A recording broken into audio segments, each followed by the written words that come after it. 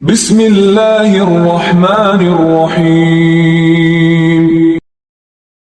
حمید نے بیان کیا اور انہوں نے انس رضی اللہ عنہ سے سنا، آپ بیان کرتے تھے کہ انصار خندق کھودتے ہوئے غزوہ خندق کے موقع پر کہتے تھے، ہم وہ لوگ ہیں جنہوں نے محمد صلی اللہ علیہ وسلم سے جہاد پر بیعت کی ہے ہمیشہ کے لیے جب تک ہمارے جسم میں جان ہے۔ حضرت صلی اللہ علیہ وسلم نے اس کے جواب میں یوں فرمایا، اے اللہ، زندگی تو بس آخرت ہی کی زندگی ہے، بس تو آخرت میں انصار اور مہاجرین کا اکرام فرمانا۔ صحیح بخاری حدیث نمبر 2961۔ عبداللہ بن مسعود رضی اللہ عنہ نے بیان کیا کہ میرے پاس ایک شخص آیا اور ایسی بات پوچھی کہ میری کچھ سمجھ میں نہ آیا کہ اس کا جواب کیا دوں۔ اس نے پوچھا، مجھے یہ مسئلہ بتائیے کہ ایک شخص بہت ہی خوش اور ہتھیار بند ہو کر ہمارے امیروں کے ساتھ جہاد کے لیے جاتا ہے، پھر وہ امیر ہمیں ایسی چیزوں کا مکلف قرار دیتے ہیں کہ ہم ان کی طاقت نہیں رکھتے۔ میں نے کہا، اللہ کی قسم میری کچھ سمجھ میں نہیں آتا کہ تمہاری بات کا جواب کیا دوں، البتہ جب ہم رسول اللہ صلی اللہ علیہ وسلم کے ساتھ آپ کی حیات مبارکہ میں تھے تو آپ کو کسی بھی معاملے میں صرف ایک مرتبہ حکم کی ضرورت پیش آتی تھی اور ہم فوراً ہی اسے بجا لاتے تھے۔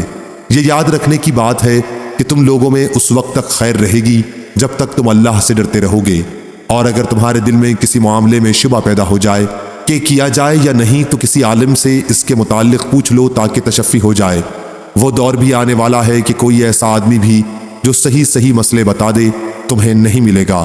اس ذات کی قسم جس کے سوا کوئی معبود نہیں، جتنی دنیا باقی رہ گئی ہے وہ وادی کے اس پانی کی طرح ہے جس کا صاف اور اچھا حصہ تو پیا جا چکا ہے اور گدلا حصہ باقی رہ گیا ہے۔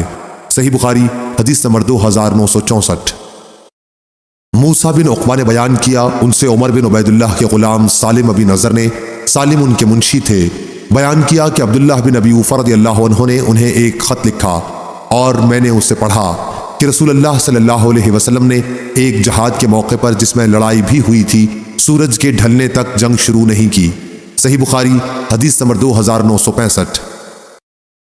اس کے بعد آپ نے صحابہ رضی اللہ عنہ کو خطاب کرتے ہوئے فرمایا، لوگو، دشمن کے ساتھ جنگ کی خواہش اور تمنا دل میں نہ رکھا کرو، بلکہ اللہ تعالیٰ سے امن و عافیت کی دعا کیا کرو۔ البتہ جب دشمن سے مٹ بھیڑ ہو ہی جائے تو پھر صبر و استقامت کا ثبوت دو، یاد رکھو کہ جنت تلواروں کے سائے تلے ہے۔ اس کے بعد آپ نے یوں دعا کی، اے اللہ، کتاب کے نازل کرنے والے، بادل بھیجنے والے، احزاب دشمنوں کے دوستوں کو شکست دینے والے، انہیں شکست دے اور ان کے مقابلے میں ہماری مدد کر۔ صحیح بخاری حدیث نمبر 2966۔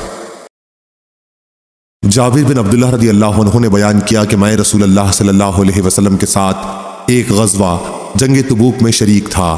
انہوں نے بیان کیا کہ رسول اللہ صلی اللہ علیہ وسلم پیچھے سے آ کر میرے پاس تشریف لائے۔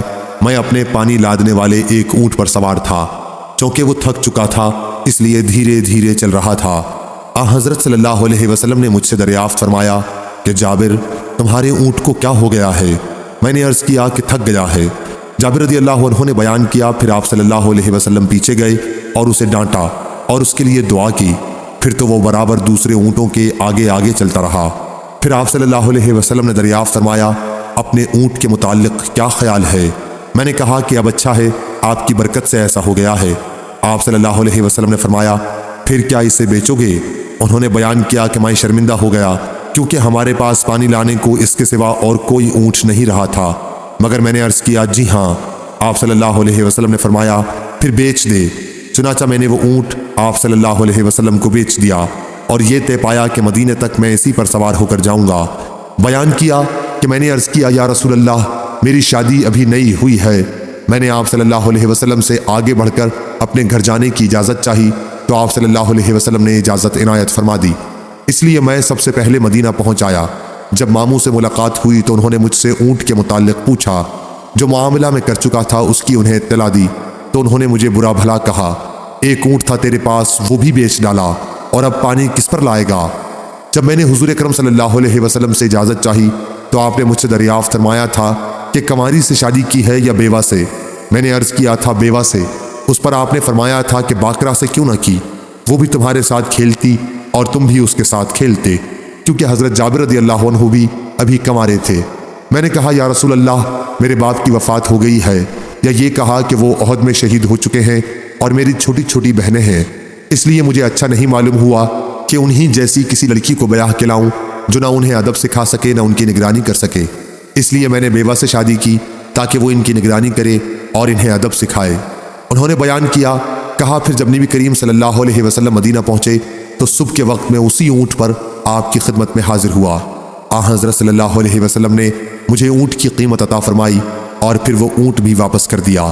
مغیرہ راوی نے کہا کہ ہمارے نزدیک بائع میں یہ شرط لگانا اچھا ہے، کچھ برا نہیں۔ صحیح بخاری حدیث نمبر 2967۔ قتادہ نے بیان کیا اور ان سے انس بن مالک رضی اللہ عنہ نے بیان کیا کہ مدینہ میں ایک دفعہ کچھ دہشت پھیل گئی تو رسول اللہ صلی اللہ علیہ وسلم ابو طلحہ کے گھوڑے پر سوار ہو کر حالات معلوم کرنے کے لیے سب سے آگے تھے۔ پھر آپ صلی اللہ علیہ وسلم نے فرمایا کہ ہم نے تو کوئی بات نہیں دیکھی، البتہ اس گھوڑے کو ہم نے دوڑنے میں دریا کی روانی جیسا تیز پایا ہے۔ صحیح بخاری حدیث نمبر 2968۔ جریر بن حازم نے بیان کیا، ان سے محمد نے اور ان سے انس بن مالک رضی اللہ عنہ نے بیان کیا کہ مدینہ میں لوگوں میں دہشت پھیل گئی تھی تو رسول اللہ صلی اللہ علیہ وسلم ابو طلحہ رضی اللہ عنہ کے ایک گھوڑے پر جو بہت سست تھا سوار ہوئے اور تنہا ایڑ لگاتے ہوئے آگے بڑھے۔ صحابہ رضی اللہ عنہم بھی آپ کے پیچھے سوار ہو کر نکلے۔ اس کے بعد واپسی پر حضرت صلی اللہ علیہ وسلم نے فرمایا، خوف زدہ ہونے کی کوئی بات نہیں ہے، البتہ یہ گھوڑا دریا ہے۔ اس دن کے بعد پھر وہ گھوڑا دوڑ وغیرہ کے موقع پر کبھی پیچھے نہیں رہا۔ صحیح بخاری حدیث نمبر 2969۔ سفیان نے بیان کیا کہ میں نے مالک بن انس سے سنا، انہوں نے زید بن اسلم سے پوچھا تھا اور زید نے کہا کہ میں نے اپنے باپ سے سنا تھا، وہ بیان کرتے تھے کہ عمر بن خطاب رضی اللہ عنہ نے فرمایا، میں نے اللہ کے راستے میں جہاد کے لیے اپنا ایک گھوڑا ایک شخص کو سواری کے لیے دے دیا تھا، پھر میں نے دیکھا کہ بازار میں وہی گھوڑا بک رہا ہے۔ میں نے نبی کریم صلی اللہ علیہ وسلم سے پوچھا کہ کیا میں اسے خرید سکتا ہوں؟ آپ صلی اللہ علیہ وسلم نے فرمایا کہ اس گھوڑے کو تم نہ خریدو اور اپنا صدقہ خواہ خرید کر ہی ہو واپس نہ لو۔ صحیح بخاری حدیث نمبر 2970۔